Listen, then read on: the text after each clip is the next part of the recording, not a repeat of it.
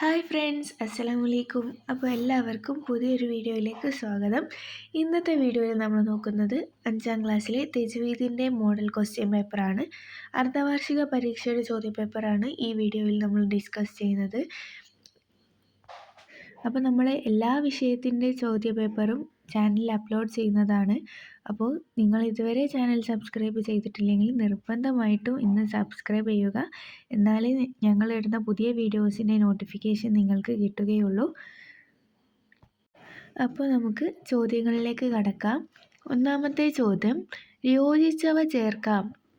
യോജിച്ചവ ചേർക്കാനാണ് ഒന്നാമത് ചോദിച്ചിട്ടുള്ളത്. ഇവിടെ കുറച്ച് ചിഹ്നങ്ങൾ തന്നിട്ടുണ്ട്. അപ്പോൾ അതിന് യോജിച്ചത് താഴെ ചേർത്ത് കൊടുക്കാൻ വേണ്ടിയിട്ടാണ് പറഞ്ഞിട്ടുള്ളത്. വഖഫിൻ്റെ ചിഹ്നങ്ങളാണ് ഇവിടെ നൽകിയിട്ടുള്ളത്. നമുക്ക് ചോദ്യങ്ങൾ വായിച്ചു നോക്കാം. ഒന്നാമത്തേത്, വഖഫ് ലാസിം, അൽ വഖഫുൽ ഔല, ലാ തക്കിഫ്, വഖഫ് ജായിസ്, റഅ്സു ആയത്ത്. ഇനി നമുക്ക് അതിന് യോജിച്ച ഉത്തരങ്ങൾ നോക്കാം. വഖഫ് ലാസിം, വഖഫ് ലാസിമിൻ്റെ ചിഹ്നം ഏതാണ്? വഖഫ് ലാസിമിൻ്റെ ചിഹ്നം മീമാണ്. അപ്പോൾ നമുക്ക് അവിടെ മീമ് എന്ന് എഴുതി കൊടുക്കാം. രണ്ടാമത്തെ ചോദ്യം, അൽ വഖഫുൽ ഔല, അൽ വഖഫുൽ ഔലയുടെ ചിഹ്നം ഏതാണ്? കാഫും ലാമും വരുന്നതാണ് അൽ വഖഫുൽ ഔലയുടെ ചിഹ്നം. ഇനി മൂന്നാമത്തെ ചോദ്യം നോക്കാം. ലാ തക്കിഫ്, ലാ തക്കിഫിൻ്റെ ചിഹ്നം ഏതാണ്? ലാമാണ്. ലാമാണ് ലാ തക്കിഫ്. ഇനി നാലാമത്തെ ചോദ്യം, വഖഫ് ജായിസ്, വഖഫ് ജായിസ്, വഖഫ് ജായിസിൻ്റെ ചിഹ്നം ഏതാണ്? ജീം, ജീമാണ് വഖഫ് ജായിസ്. റഅ്സു ആയത്ത്, റഅ്സു ആയത്ത് ഏതാണ്? ആ സർക്കിൾ പോലെയുള്ളതാണ് റഅ്സു ആയത്ത്. ആയത്ത് അവസാനിച്ചിരിക്കുന്നു എന്ന് കാണിക്കാൻ വേണ്ടിയിട്ടാണ് റഅ്സു ആയത്ത് ഉപയോഗിക്കുന്നത്. ഇവിടെ ഞാൻ ചില പ്രധാനപ്പെട്ട വഖഫിൻ്റെ അടയാളങ്ങളും അതിൻ്റെ വ്യാഖ്യാനങ്ങളും കൊടുത്തിട്ടുണ്ട്. അപ്പോൾ നിങ്ങളെല്ലാവരും ഇത് നോക്കിയിട്ട് വേണം പരീക്ഷയ്ക്ക് പോകാൻ വേണ്ടിയിട്ട്. ഇവിടെ തന്നിട്ടുള്ളത് ഞാൻ ഒന്ന് വായിക്കാം. റഅ്സു ആയത്ത്, ആയത്ത് അവസാനിച്ചിരിക്കുന്നു. അൽ വഖഫുൽ ഔല, വഖഫ് ചെയ്യലാണ് ഏറ്റവും നല്ലത്. വഖഫ് മുത്ലക്ക്, വഖഫ് ചെയ്യലാണ് നല്ലത്. വഖഫ് ലാസിം, വഖഫ് നിർബന്ധം അല്ലെങ്കിൽ മുഅക്കദായ സുന്നത്ത്. വഖഫ് ജായിസ്, വഖഫ് ചെയ്യലും ചെയ്യാതിരിക്കലും സമം, അതായത് വഖഫ് ചെയ്യലും ചെയ്യാതിരിക്കലും ഒരുപോലെ. അൽ വസ്ലു ഔല, ചേർത്തി ഓതലാണ് ഏറ്റവും നല്ലത്. ഇതിൻ്റെ ചിഹ്നങ്ങൾ നിങ്ങൾ നിർബന്ധമായിട്ട് ശ്രദ്ധിക്കുക. ചിഹ്നങ്ങൾ ഏത് വാക്കുകളുമായിട്ട് എന്തെങ്കിലും ബന്ധമുണ്ടായിരിക്കും, അത് നിങ്ങൾ ശ്രദ്ധിച്ച് മനസ്സിലാക്കി വെക്കുക. അതായത് റഅ്സു ആയത്ത് എന്ന് പറയുമ്പോൾ ആയത്ത് അവസാനിക്കുമ്പോൾ നമ്മൾ എപ്പോഴും ഖുർആൻ ഓതുമ്പോൾ കാണുന്നതാണ്. അപ്പോൾ ആ ഒരു ചിഹ്നം നമുക്ക് എന്തായാലും ഓർമ്മ ഉണ്ടാവും. പിന്നെ വഖഫ് ഔല എന്ന് പറയുമ്പോൾ വഖഫിലെ കാഫും ഔലയിലെ ലായും കൂടി കൂടുമ്പോൾ ആ ചിഹ്നം നമുക്ക് കിട്ടും, കാഫും ലാമും ചേർന്നിട്ടുള്ളത്. വഖഫ് മുത്തലക്ക് എന്ന് പറയുമ്പോൾ ആ ത്വാ അവിടെ ഉണ്ടായതുകൊണ്ട് മുത്തലക്കിലെ താ നമ്മൾ ഓർമ്മിച്ച് വെക്കുക. പിന്നെ വഖഫ് ലാസിം, ലാസിമിലെ മീമ്. വഖഫ് ജായിസ്, ജായിസ് എന്ന് പറയുമ്പോൾ ജീമ്. അൽ വസ്ലു ഔല എന്ന് പറയുമ്പോൾ വസ്ലിലെ സ്വാദും ഔലയിലെ ലാമും. രണ്ട് ഔലയുണ്ട്, അത് മാറിപ്പോവരുത്. അൽ വഖഫ് ഔലയുണ്ട്, അൽ വസ്ലു ഔലയുണ്ട്, മാറിപ്പോവരുത് കേട്ടോ. നിങ്ങൾക്ക് ഇഷ്ടമുള്ള ഒരു കോഡ് ഉണ്ടാക്കിയിട്ട് ആ ചിഹ്നങ്ങൾ പഠിച്ചു വെച്ചാൽ മതി. അടുത്തത് വഖഫ് മുജവ്വസ്, ചേർത്തി ഓതലാണ് നല്ലത്. ഖീല അലൈഹിൽ വഖഫ്, നിർത്താമെന്ന് അഭിപ്രായമുണ്ട്. ഇനി വഖഫ് മുആനഖത്തും വഖഫ് മുറാക്കബത്തും, നിർത്തുന്ന പക്ഷം രണ്ടിൽ ഒരിടത്തെ നിർത്താവൂ. ലാ തക്കിഫ്, നിർത്തരുത്. ആയത്തിൻ്റെ ഇടയ്ക്കാണെങ്കിൽ എടുത്തോതണം. ആയത്ത് പൂർത്തിയായിട്ടുണ്ടെങ്കിൽ മടക്കി ഓതേണ്ടതില്ല. അപ്പോൾ ലാ തക്കിഫ് എന്ന് പറയുമ്പോൾ തന്നെ നമുക്ക് മനസ്സിലാവും അവിടെ ലാമുണ്ട് എന്ന്. ഇതിൻ്റെ ചിഹ്നങ്ങളും നിങ്ങൾ പഠിച്ചു വെക്കുക. നമുക്കിനി അടുത്ത ചോദ്യത്തിലേക്ക് പോകാം. രണ്ടാമത്തെ ചോദ്യം, വേർതിരിക്കാം. വേർതിരിക്കാനാണ് ചോദിച്ചിട്ടുള്ളത്. ഇവിടെ കുറച്ച് അക്ഷരങ്ങൾ നമുക്ക് തന്നിട്ടുണ്ട്. അത് നമ്മൾ ഓരോ ഒന്നിലേക്ക് വേർതിരിച്ച് എഴുതാനാണ് പറഞ്ഞിട്ടുള്ളത്. ഇവിടെ നമുക്ക് താഴെ തന്നിട്ടുള്ളത് ഇത്ബാക്ക്, കൽക്കലത്ത്, ഇസ്തിഗ്ലാൽ, റിഹവ്. 4 സിഫാത്തുകൾ നമുക്ക് തന്നിട്ടുണ്ട്. അതിൻ്റെ ഹുറൂഫുകൾ വേർതിരിച്ച് എഴുതാനാണ് പറഞ്ഞിട്ടുള്ളത്. ഇവിടെ ഞാൻ ഹംസിൻ്റെയും റിഹവിൻ്റെയും ഇസ്തിഗ്ലാലിൻ്റെയും ഇത്ബാക്കിൻ്റെയും കൽക്കലത്തിൻ്റെയും അക്ഷരങ്ങൾ നൽകിയിട്ടുണ്ട്. നിങ്ങളത് നോക്കുക. അപ്പോൾ ഇവിടെ നമുക്ക് നൽകിയിട്ടുള്ള ഹർഫുകൾ നോക്കാം. ഐന്, സ്വാദ്, ഷീന്, ഹാ, കാഫ്, ളാദ്, ജീമ്, ഹാ. ഇത്രയും അക്ഷരങ്ങളാണ് നമുക്ക് നൽകിയിട്ടുള്ളത്. ഇനി നമുക്ക് ഇത്ബാക്കിൻ്റെ കൽക്കലത്ത്, ഇസ്തിഗ്ലാൽ, റിഹവിൻ്റെ അക്ഷരങ്ങൾ എന്നിങ്ങനെ മാറ്റി വേർതിരിച്ച് എഴുതാം. ഇത്ബാക്കിൻ്റെ അക്ഷരങ്ങളിൽ പെട്ടതാണ് സ്വാദും ളാദും. കൽക്കലത്തിൻ്റെ അക്ഷരങ്ങളിൽ പെട്ടതാണ് കാഫും ജീമും. നിങ്ങൾ പ്രത്യേകം ശ്രദ്ധിക്കേണ്ട കാര്യം എന്താണെന്ന് വെച്ച് കഴിഞ്ഞാൽ, നമ്മൾ ഒരക്ഷരത്തിന് തന്നെ ഒന്നിൽ കൂടുതൽ സിഫാത്തുകൾ ഉണ്ടാവാറുണ്ട്. ഇനി ഇസ്തിഗ്ലാലിൻ്റെ അക്ഷരങ്ങൾ നോക്കുമ്പോൾ ഹാ, സ്വാദ്, ളാദ്, ഐന്, കാഫ് ഇതെല്ലാം ഇസ്തിഗ്ലാലിൻ്റെ അക്ഷരങ്ങളാണ്. അടുത്തത് റിഹവ്. റിഹവിൻ്റെ അക്ഷരങ്ങളിൽ പെട്ടതാണ് ഹാ, ഐന്, സ്വാദ്, ഷീന്, ഹാ. അപ്പോൾ നിങ്ങൾ എന്തായാലും ആ അക്ഷരങ്ങൾ എന്തെങ്കിലും ഒരു കോഡ് വെച്ചിട്ട് നിങ്ങൾക്ക് പഠിക്കാവുന്നതാണ്. നിർബന്ധമായിട്ടും അക്ഷരങ്ങളൊക്കെ നിങ്ങൾ പഠിക്കുക. എന്തായാലും ചോദിക്കും എന്നുള്ളത് ഉറപ്പായിട്ടുള്ള ചോദ്യമാണ്. ഇനി നമുക്ക് അടുത്ത ചോദ്യത്തിലേക്ക് പോകാം. 3ാമത്തെ ചോദ്യം പൂർത്തിയാക്കാം. സാധാരണ പോലെ നമ്മൾ വിട്ടുപോയ ഭാഗം പൂർത്തീകരിക്കുകയാണ് വേണ്ടത്. അപ്പോൾ 1ാമത്തെ ചോദ്യം നമുക്ക് വായിച്ചു നോക്കാം. വഖഫ് ചെയ്യുമ്പോൾ വഖഫ് ചെയ്യപ്പെടുന്ന അക്ഷരത്തിന് ഡാഷ്. വഖഫ് ചെയ്യുമ്പോൾ വഖഫ് ചെയ്യപ്പെടുന്ന അക്ഷരത്തിന് എന്താണ് നൽകേണ്ടത്? വഖഫ് ചെയ്യുമ്പോൾ വഖഫ് ചെയ്യപ്പെടുന്ന അക്ഷരത്തിന് സുക്കൂൻ ചെയ്യണം. എന്താണ് ചെയ്യേണ്ടത്? വഖഫ് ചെയ്യപ്പെടുന്ന അക്ഷരത്തിന് സുക്കൂൻ ചെയ്യണം. ഇത്ബാക്കിൽ നാവിൻ്റെ മധ്യഭാഗം എപ്പോഴും ഡാഷ്.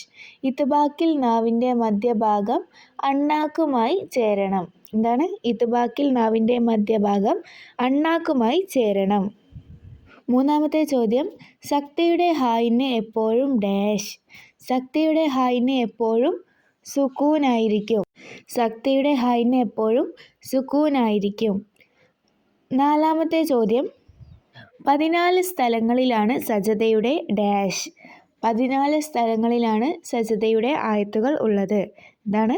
14 സ്ഥലങ്ങളിലാണ് സജദയുടെ ആയത്തുകൾ ഉള്ളത്. 5ാമത്തെ ചോദ്യം.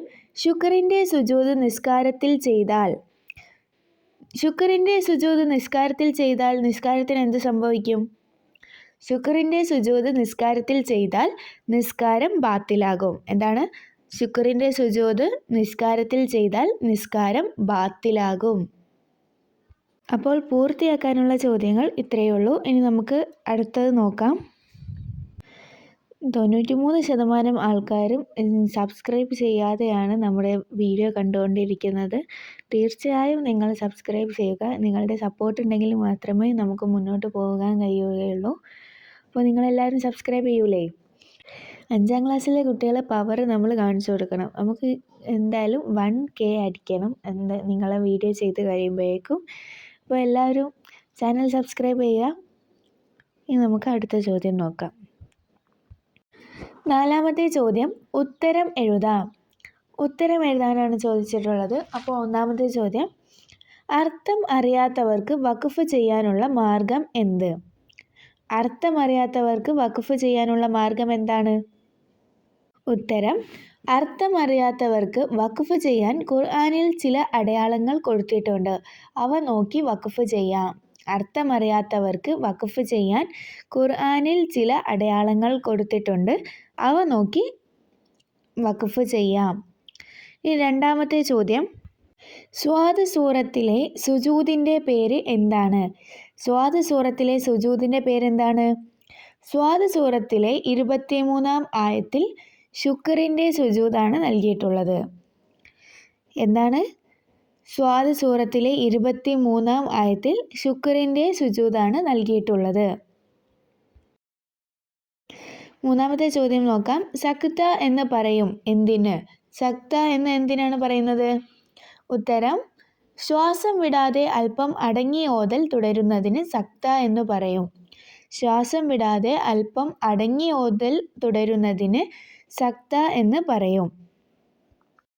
നാലാമത്തെ ചോദ്യം വഖഫ് മുആനക്കയുടെ അടയാളം എങ്ങനെ? അതിൻ്റെ അടയാളമാണ് ചോദിച്ചിട്ടുള്ളത്. ഇപ്പോൾ നമുക്കറിയാം 3 കുത്തുകളാണ് വഖഫ് മുആനക്കയെ സൂചിപ്പിക്കുന്നത്.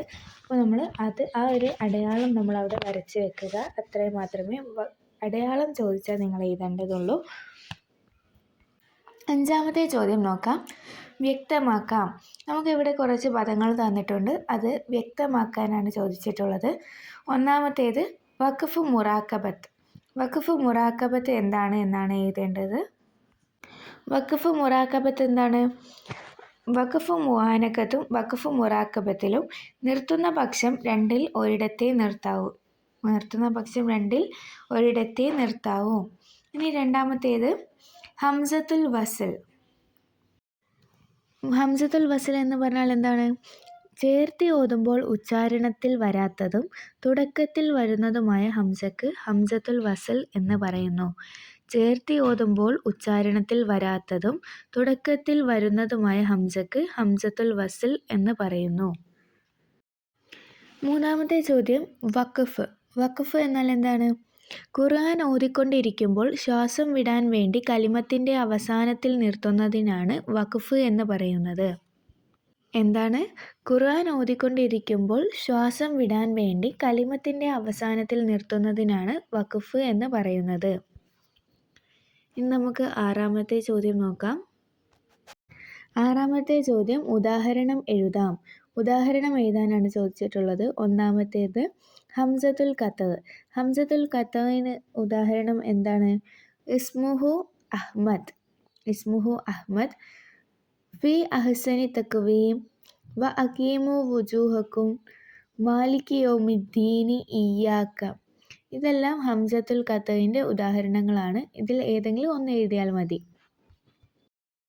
ഇനി രണ്ടാമത്തെ ചോദ്യം സക്തയുടെ ഉദാഹരണമാണ്. സക്ത 4 സ്ഥലങ്ങളിലാണ് ചെയ്യപ്പെടുന്നത്. ആ സ്ഥലങ്ങൾ ഞാനൊന്ന് പറയാം. അൽ കഹ്ഫിൽ വലം യജ്അൽ ലഹു ഇവജൻ ഖയ്യിമൻ ലിയുൻലിറ ബഅസൻ ശദീദ.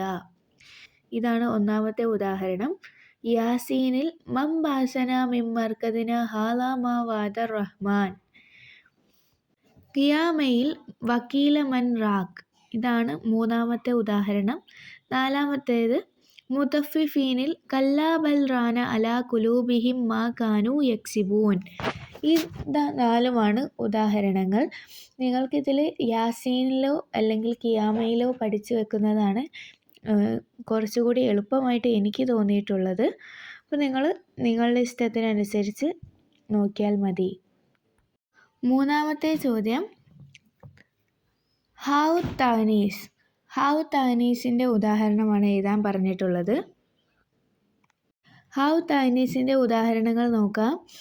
ഒന്നാമത്തേത് അൽ കാരിയത്തു മൽ കാരിയ, ഹൽ അതാക ഹദീസുൽ ആഷിയ, വഫാക്കിഹത്തിൻ കസീറ, ലാ മക്തൂവത്തിൻ വലാ മംനൂവ, ആമിലത്തുൻ നാസിബ. ഇതെല്ലാം ഹാവ് താനീസിൻ്റെ ഉദാഹരണങ്ങളാണ്. നിങ്ങൾക്ക് ഇതിൽ ഇഷ്ടമുള്ള ഏതെങ്കിലും പഠിക്കാൻ ഈസി ആയിട്ടുള്ള 2 ഉദാഹരണങ്ങൾ നിങ്ങൾ പഠിച്ചു വെക്കുക. അപ്പോൾ ഇത്രയേ നമ്മുടെ തജ്വീദിൻ്റെ ക്വസ്റ്റ്യൻ പേപ്പർ ഉള്ളൂ. നമുക്ക് സുജൂദ് തിലാവ എന്ന പാഠം വരെയാണ് നമുക്ക് പഠിക്കാനുള്ളത്. 9 പാഠങ്ങളാണ് തജ്വീദിൽ പരീക്ഷയ്ക്ക് ഉണ്ടാവുക. അപ്പോൾ എല്ലാവരും നന്നായിട്ട് പഠിക്കുക. ഒന്നുകൂടി പറയുകയാണ്, ചാനൽ ഇതുവരെ സബ്സ്ക്രൈബ് ചെയ്തിട്ടില്ലെങ്കിൽ നിങ്ങളൊന്ന് സബ്സ്ക്രൈബ് ചെയ്യുക. നിങ്ങളുടെ ഇപ്പോൾ ക്വസ്റ്റ്യൻ പേപ്പർ ഇട്ട് തീരുമ്പോഴേക്കും നമുക്ക് 1K അടിക്കണം. അപ്പോൾ എല്ലാവർക്കും വിജയാശംസകൾ.